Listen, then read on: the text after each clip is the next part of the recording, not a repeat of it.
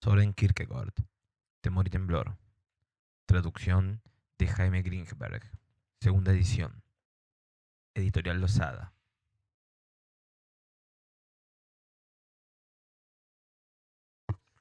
Problemática. Efusión preliminar.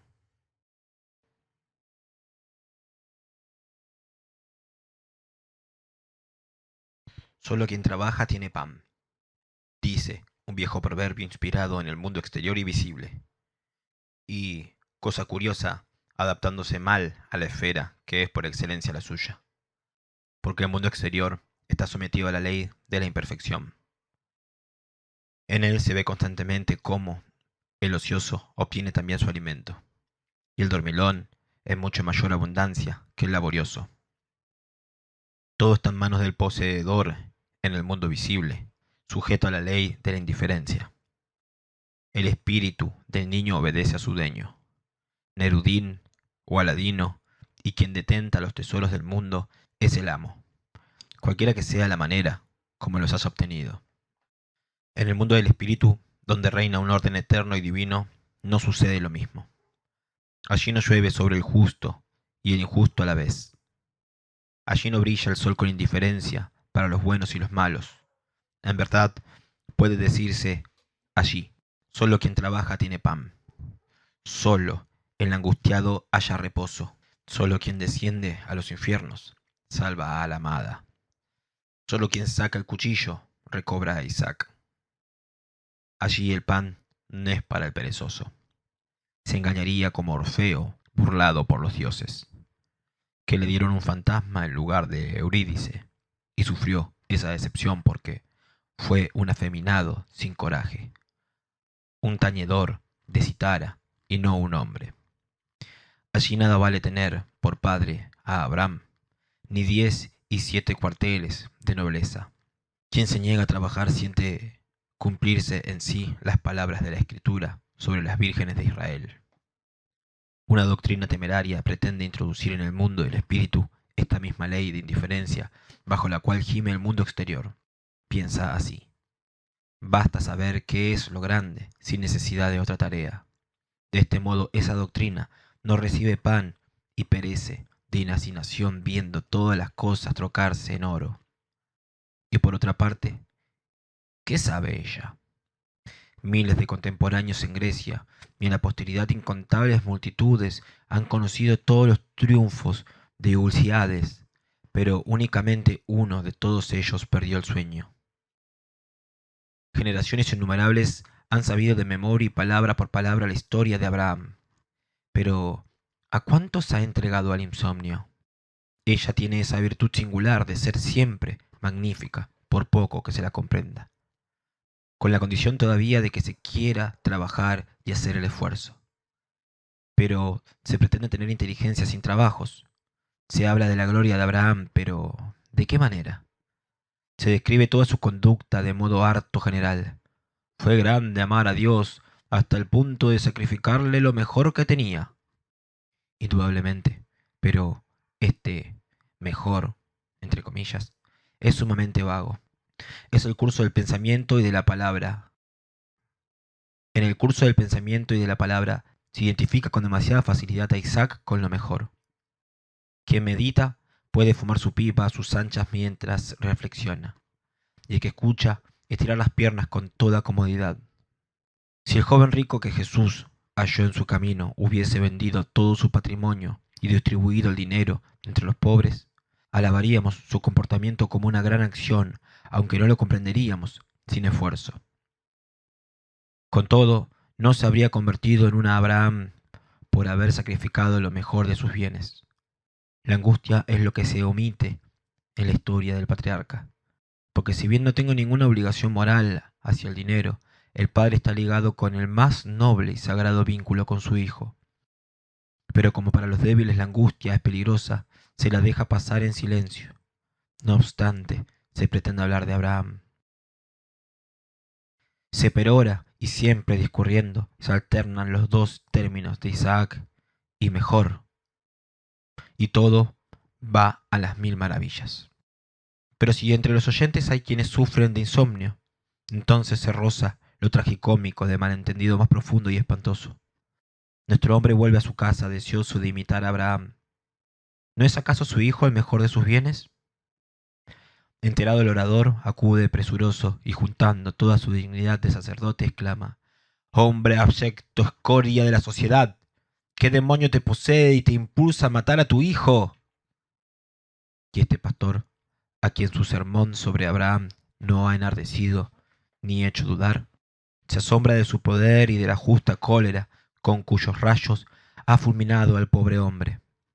Está contento de sí mismo porque jamás ha hablado con tanta fuerza y unción. Se dice, y se lo repite a su mujer: «Posee el don de la palabra. La ocasión tan solo es que hasta ahora me ha faltado. El domingo, cuando predicaba sobre Abraham, no me sentía absorbido por mi tema». Si este predicador tuviera un mínimo resto de razón que perder, creo que lo perdería cuando, con alma y dignidad, el pecador le hubiera respondido: «Pero es lo que tú mismo nos has dicho en tu sermón del domingo». ¿Cómo? Por otra parte, ¿hubiera podido el pastor imaginarse semejante cosa? No había en eso, sin embargo, nada de sorprendente. La única falta estaba en no haber sabido lo que decía. ¿Cómo no se encuentra un poeta capaz de adoptar resueltamente situaciones de este género en lugar de las sandeces con que se adornan comedias y novelas? Aquí lo trágico y lo cómico se unen en el infinito absoluto. El sermón del pastor es ya de por sí bastante ridículo, pero lo es infinitamente a causa de su efecto.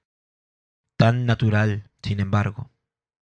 Aún más podría verse al pecador convertido por el sermoneo del pastor, sin oponer por esa objeción verdadera, y al celoso sacerdote, retornando a su casa lleno de júbilo, pensando que si conmueve a su auditorio desde lo alto del púlpito, es sobre todo porque posee poder irresistible en la cura de almas, ya que el domingo agita a la asamblea y el lunes, como un querubín que blande la espada flamiguera, se presenta ante el insensato, dispuesto a desmentir con sus actos el viejo proverbio que dice: «No sucede todo en la vida según el sermón del pastor». En cambio, si el pecador no queda convencido, su situación es trágica. Probablemente lo ajustician o lo encierran en un manicomio. En pocas palabras, se vuelve desgraciado frente a la llamada realidad y, claro está, en sentido diferente de aquel en que lo hizo feliz Abraham, pues no perece quien trabaja. ¿De qué modo explicar una contradicción como la de nuestro predicador? ¿Se dirá que Abraham ha adquirido por prescripción el título de grande hombre, de manera que un acto como el suyo es noble si es él quien lo hace, pero constituye un pecado escandaloso si lo hace otro? En tal caso no tengo deseos de suscribir un elogio tan absurdo. Si el hecho de querer matar a su hijo no puede sacrificarlo la fe, Abraham cae bajo el mismo juicio de todo el mundo. Pues si no se tiene el valor de ir hasta el final del pensamiento y afirmar que Abraham fue un asesino, mejor será entonces adquirir ese valor que perder el tiempo de panegírico inmerecidos. La conducta de Abraham desde el punto de vista moral se expresa diciendo que quiso matar a su hijo, y desde el punto elevista religioso que quiso sacrificarlo. Es en esta contradicción donde reside la angustia capaz de dejarnos entregados al insomnio y sin la cual, sin embargo, Abraham no es el hombre que es. Quizás de ningún modo haya hecho lo que se le atribuye. Quizás su acto, explicándose por las costumbres de su tiempo, haya sido otro muy distinto. En este caso dejemos al patriarca en el olvido, porque en efecto, ¿para qué recordar el pasado que no puede llegar a ser presente? Quizás, en fin, nuestro orador haya olvidado un elemento que responde al olvido moral del deber paternal. En efecto, cuando se suprime la fe reduciéndola a cero, queda únicamente el hecho brutal de que Abraham quiso matar a su hijo. Conducta fácil de imitar por quien quiera que no posea la fe. Quiero decir, la fe que le hace difícil el sacrificio. En cuanto a mí, yo tengo el valor de ir hasta el final de una idea. Ninguna me ha causado temor hasta el presente, y si se presentase una capaz de asustarme, espero tener al menos la franqueza de decir: Temo este pensamiento.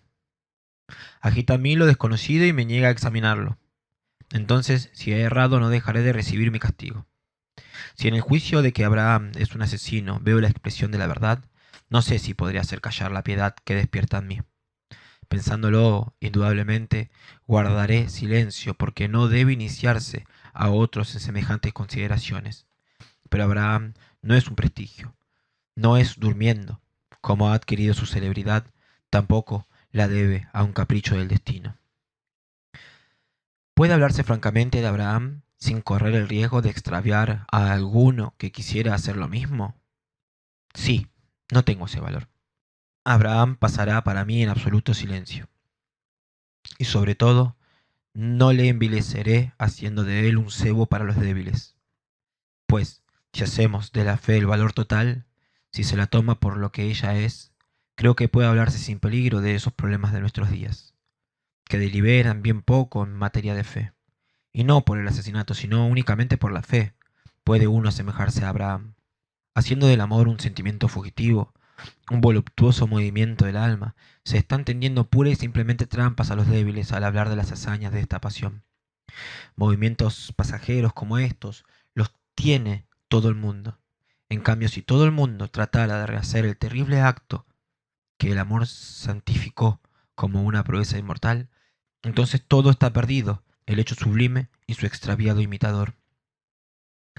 Por consiguiente puede hablarse de Abraham, porque las grandes cosas jamás pueden dañar cuando se las encara en su sublimidad. Son como una espada de doble filo, que mata y salva. Si a mí me incumbiese hablar de ello, mostraría ante todo al hombre pío y temeroso de Dios que fue Abraham, digno de que se llamase el elogio del Eterno. Solamente un hombre así puede someterse a semejante prueba. Pero ¿quién es así? A continuación hablaría de su amor por Isaac. Finalmente, suplicaría a los espíritus bondadosos que me asistiesen para dar a mi discurso el fuego del amor paternal. También describiría este amor. Me parece que en el reino no habría muchos padres que se atreviesen a sostener el paralelo. Pero de no ser el amor de ellos semejante al de Abraham, la sola idea de sacrificar a Isaac produciría una crisis religiosa. Podría comenzar tratando el tema ante el auditorio durante varios domingos sin apresurarse. Cuando el tema estuviese convenientemente tratado, sucedería que cierto número de padres no tendrían necesidad de oír ya más, sino que provisionalmente se considerarían dichosos de haber llegado a amar tanto como Abraham amó. Y si no quedara que, después de haber comprendido la grandeza, pero también el error de la proeza de Abraham, se pusiese en camino, yo ensillaría mi caballo para ir con él.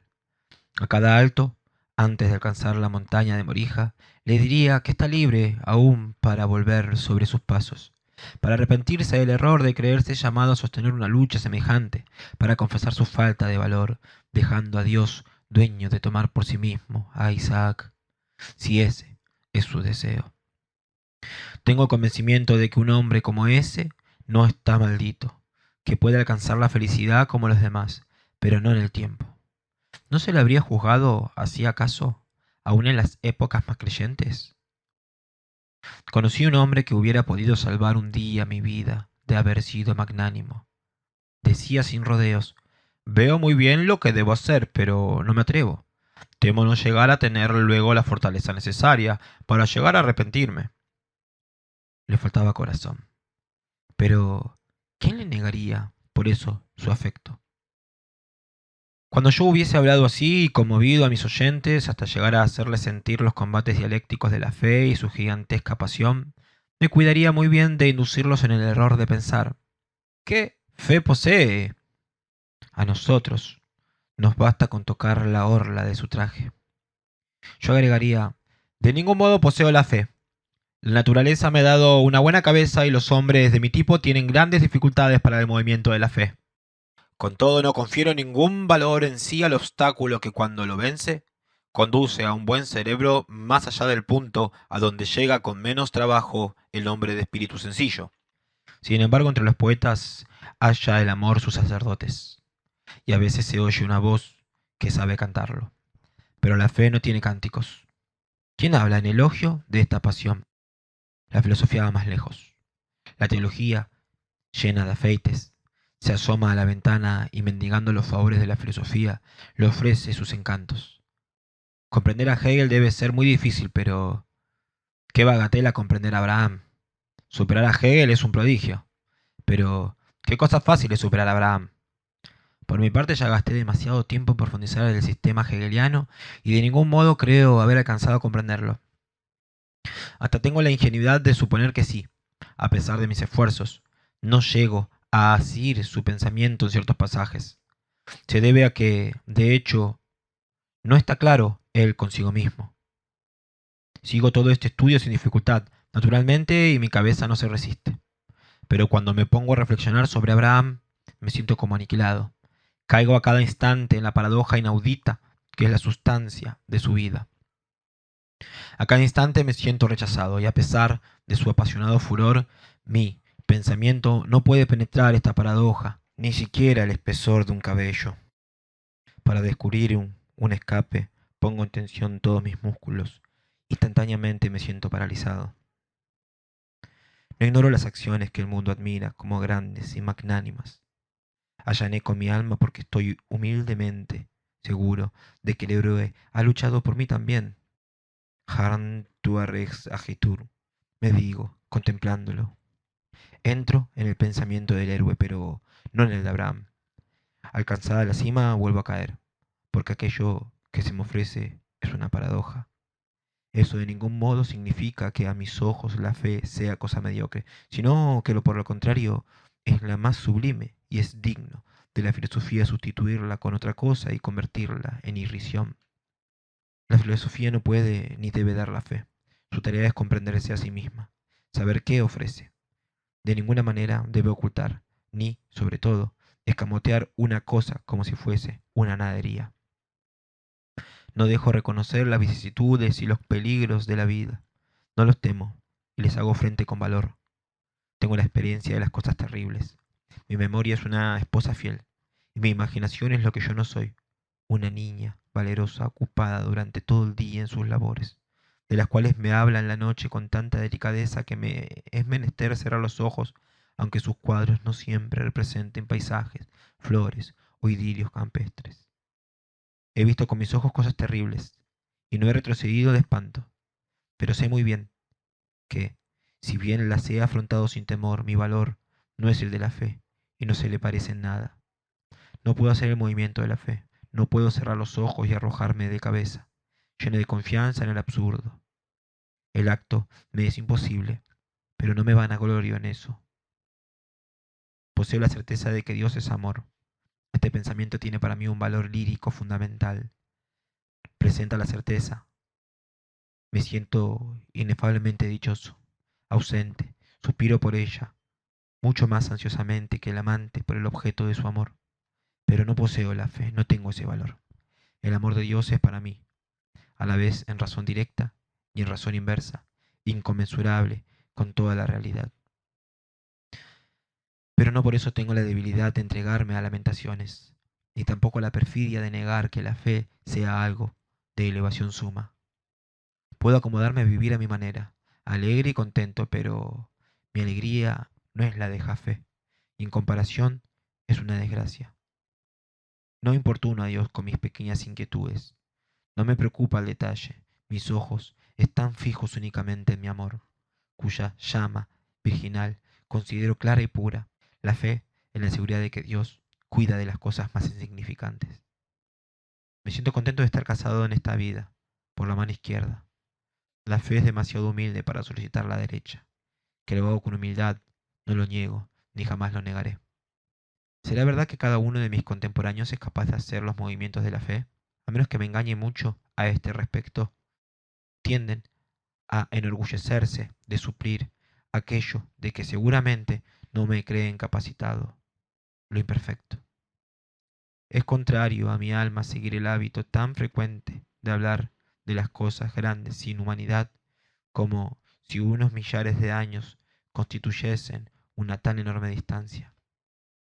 Es de estas cosas de las que hablo, de preferencia como hombre, como si hubiesen acontecido ayer, y la distancia para mí es únicamente su grandeza, en la cual hallamos o su elevación o su sentencia.